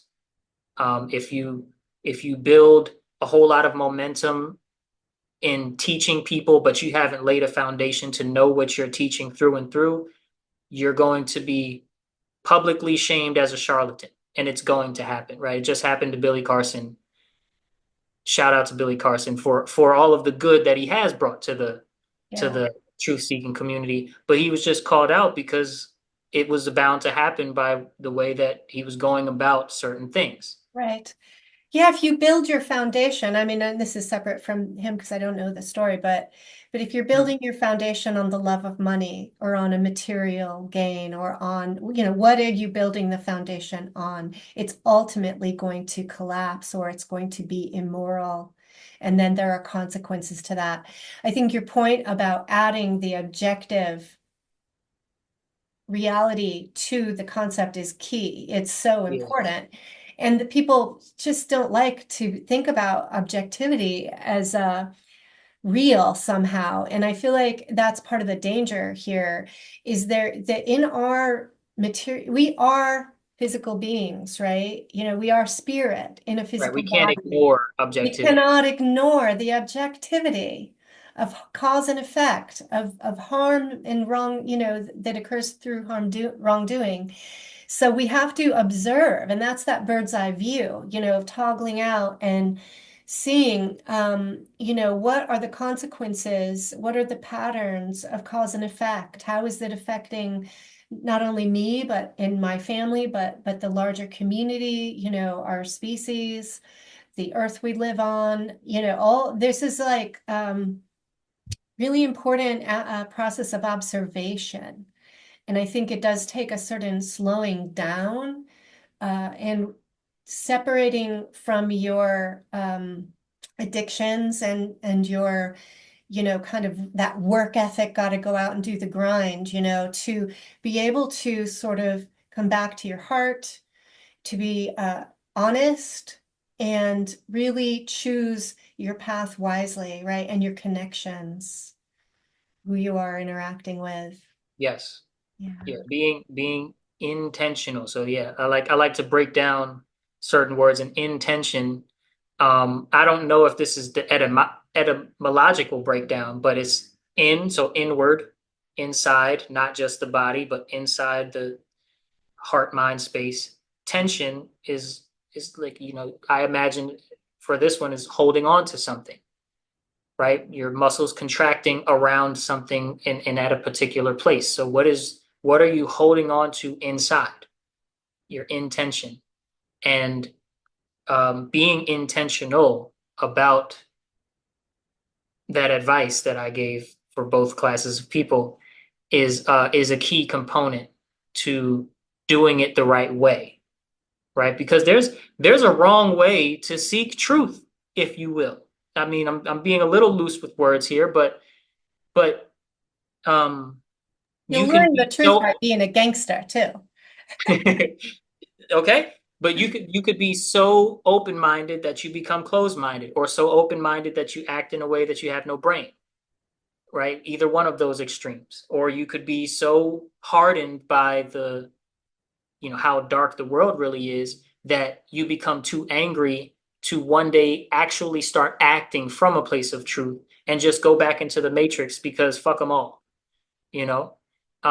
There's a whole bunch of like wrong ways to go about this thing if your intention is misplaced. And so what you're holding on to inside is very, very important.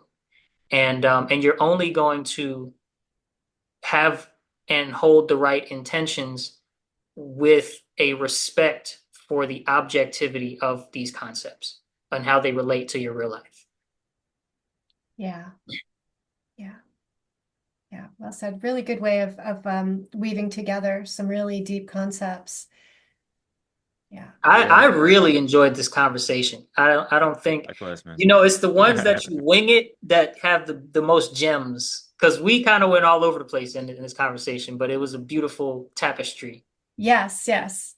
Yeah, I love that too, actually. Yeah, I might need some help with a cool title for this because it, yeah, quite of all over the place. But yeah, and you're familiar with the term edutainment, right? And Yeah, yeah, that's kind of what goes in my mind thinking about how we can reach out to the youth more in this and that. And you know, there is a conference coming up with the Funnel 4, Freedom Under Natural Law, where there's going to be a lot of presenters doing presentations. And Leslie and I are actually, well, Leslie's one of the organizers. I'll be presenting there as well. And yeah, I wanted to throw in, I've never done a presentation kind of like the Mark Passio, One Great Work Network creators that do that great stuff and is very highly educational. Yet, yeah, I feel you with the youth. It's not necessarily something they're going to be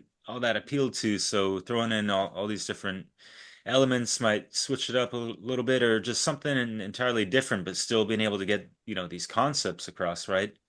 In yeah. a And how yeah. we teach children is, you know, spurts of the talking, spurts of the action. It could be metaphorical action. Yeah, yeah, I see It what can you be mean too, yeah. gamified. It can be whatever.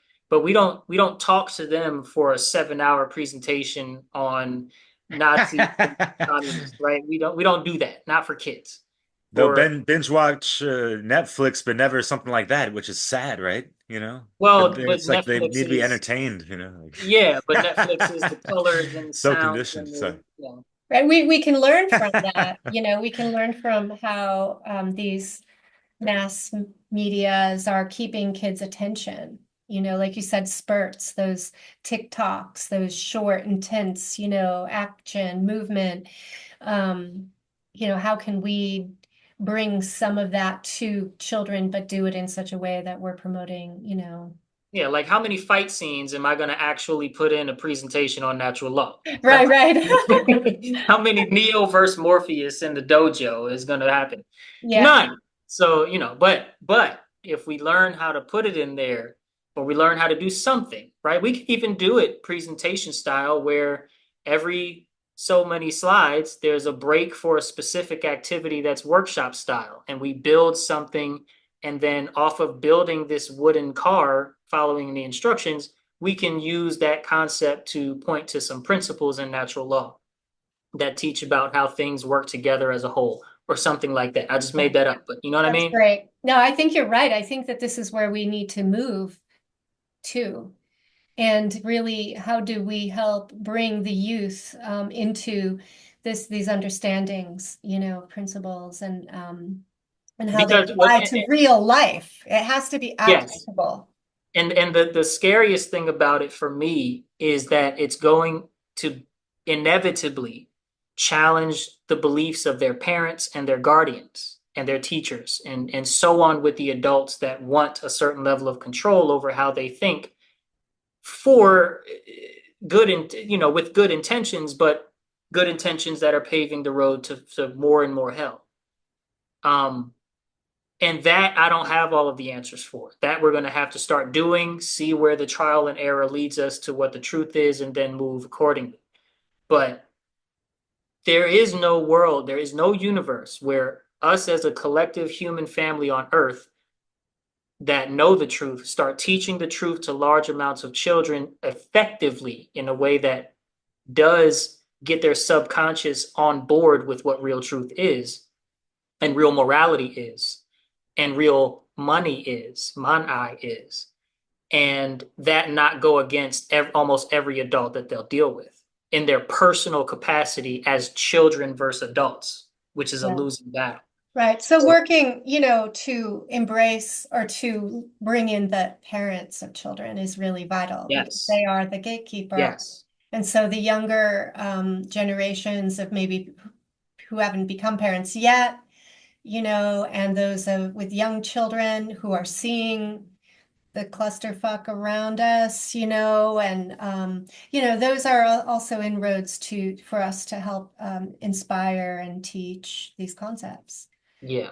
Yeah, yeah, Yeah. So targeting the children means definitely targeting the parents as well, and being diplomatic where it need to be, being understanding that the truth is belligerent where that needs to be, being creative, and being exciting and fun and colorful when it comes to like the younger the groups are, more excitement, more color, yeah, more fun. yeah. So great. I think we're coming down to a closing point. Yeah, man, I want to give y'all a hug. This was Oh, so I great. know. Yeah, it's really So wonderful to great. meet you and talk. Look forward Yeah, to it's been more great. engagement in the future. Maybe, next that we have a Freedom Under Lateral on February, but then which we're full on our presenter list. But for the next one, I'm already thinking, I'm going to invite you. Start thinking about that, and we'll get your stuff out there more and more. So, Oh yes, yeah. take this opportunity, and Derek, you too, to share any of your final thoughts, anything you want to say about your Can I material. shop my yeah? Can I shop my my monetary value here? Just kidding. But culture control. I will provide both of these fine people the link to get your copy of Culture Control. It is available in ebook form, and it's for like $10. It's like I think $11 or so, and then it's $25 for the paperback. Um, the paperback is only available in the US so far as I know from the website that I published it on, but it's a great start for understanding how we are fooled, where and why we are wrong, and what we can start to do, at least internally, about that, as well as chapter 16 invites us to think about what we can do externally once enough of us and once enough of our children start to understand the violence that keeps us from moving forward and the media that keeps us from thinking forward, if you will. It's a great start. It's not this book is not written to give you all of the answers. This book is written to give you enough building blocks to start moving, and that's what it's for. That's what it's designed for. It's going to give you the bird's eye view of certain things, minute view of some key things, and then some suggestions for how we can work together to bring solutions into real life. That sounds awesome. And I can say that it's well written. It's easy to follow. It's very well organized and clearly expressed. So yeah, I definitely recommend people check it out. Yeah, Thank you. thank you. Thank you so much for joining us here and really bringing this, really, I feel like you're really good at connecting the dots on a lot of these issues, and it's very helpful. So I hope our listeners enjoy that. Yeah. Derek, any Yeah, final yeah. Thank you thoughts? once again, my friend. And yeah, much respects to Cynthia Mitchell out there, who I learned about you from as well. And Shout out. yeah, respects to your lovely lady, Tensi, right? Yep, She's 10C. doing wonderful things all around everywhere. Anything she touches, it seems like inspirational, or just like, wow, that's like, it's like well thought out, and just, yeah. You can see that, the proper care into these things, especially when you learn about them in the right way, and you got a proper partner to support you. And it's just, yeah, Yeah. that's what's up, for the heart-based humanity, if you will. So, yeah. Bon continuation, as we say in French. All the best in your life quest and all that. Yeah. Hell yeah, as we say in America. Yeah, Yeah. hell yeah. Keep on trucking. But thank you to all Yeah. the listeners, and spread the video far and wide. Hit the like button, subscribe, Dissolving the Divide on YouTube, Odyssey. Derek Yeah, will and check put a out Sol link in the Expression chat. on YouTube. We'll have those links for your YouTube and Instagram. yeah, and Excellent. Ufulu Child. Ufulu. Ufulu. Ufulu. Yeah. Excuse me, mon accent. But yeah, man. Any last words, Coach, before we wrap it up? Yes. The power to question is the basis for all human progress. The power to question is the basis for all human progress. Our task is not to answer. Our task is to question. That's it. That's excellent. Yeah, All right. that's the trivium method, who, what, where, when, why, right? And Ask them truth questions, discovery. kids. Come Hey. on. All righty. Thanks Yeah. again. Yeah, Enjoy much the love, respects holidays. and all Much that. Thanks love. so Yes, much. I'm Great so times, yeah. grateful. Yeah. There you go in peace. Likewise, yeah. All righty. Till we meet again. Have you ever wondered what freedom is truly about? Not the kind that's handed to you, but the kind you have to fight for. The kind of freedom that's deeply intertwined with your soul's purpose. My new book explores the very heart of this question and explores the very concept of money, its profound impact on our freedom, as well as the stark disparity of freedom between those who control it and those who don't. This isn't a guide to getting rich. It is, however, a journey to expanding your potential to change the world. You can, in fact, change the world. And through these pages, you'll find insights that challenge the status quo, ignite your inner fire, and hopefully inspire action. This book isn't filled with citations and academic jargon. It is deeply grounded in truth that resonates with the core of our true human experience. I don't rely on citations to validate my ideas here because what I'm sharing is common sense, observable reality. I write not to prove, but to suggest. And I encourage you to read with an open heart, to engage, to question, and above all, to think for yourself. Throughout my journey, I've learned from incredible minds like Jordan Maxwell, Mark Passio, Lloyd Pye, Jeremy Locke, Billy Carson, and many, many more. But most importantly, I've learned from life. I've learned from the love that I hold for my family, the community that I cherish, the divine creator that sustains me. The message that I share in this book comes from a place of true care. You may consider this book an act of care and righteous defiance against a world that seems intent on keeping us all enchained. I wrote it because I feel a great need for its message. A message that may be difficult for some to digest, but one that I believe can shift the tide in favor of freedom for all. So if you, like me, feel the pain of staying silent when truth is distorted, share this book. Share it with a friend, a loved one, anyone who needs to hear it. This isn't just a book. It's a beacon for all those ready to reclaim their power and stand against tyranny. Let's break these chains together.